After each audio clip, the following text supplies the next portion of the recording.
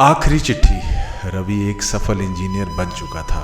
ऊंची इमारतों में काम करता था, बड़ी बड़ी कंपनियों के साथ मीटिंग्स करता था और हर महीने मोटी तनख्वाह घर भेजता था। लेकिन एक चीज़ थी जो अब उसकी ज़िंदगी में नहीं थी, उसके पिताजी अब इस दुनिया में नहीं थे। गांव के पुराने घर में अब बस उनकी यादें बची थी। रवि जब अंतिम संस्कार के वक्त घर लौटा तो माँ ने एक पुराना लकड़ी का संदूक उसकी ओर बढ़ाया। तेरे पापा ने कहा था जब मैं चला जाऊं तब इसे खोलना, माँ ने कहा। रवि ने कांपते हाथों से संदूक खोला।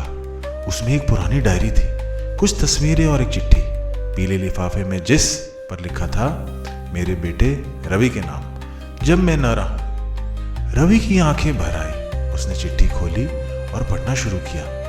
बेटा रवि, जब तू ये चिट्ठी पढ़ रहा होगा शायद मैं तेरे पास न रहूं, लेकिन मेरी हर दुआ, हर आशीर्वाद, हर सांस में तू ही था।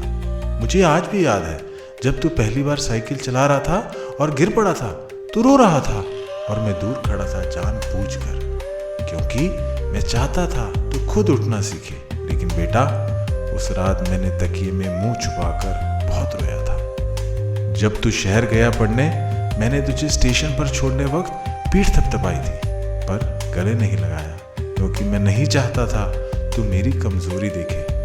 लेकिन रेत के छूटते ही मैं वहीं बेंच पर बैठकर फूट फूट कर रोया था। मैंने कभी तुझसे आई लव यू नहीं कहा, लेकिन हर बार जब तू बीमार पड़ा मैंने रात रात भर जाग कर तेरा माथा सहलाया।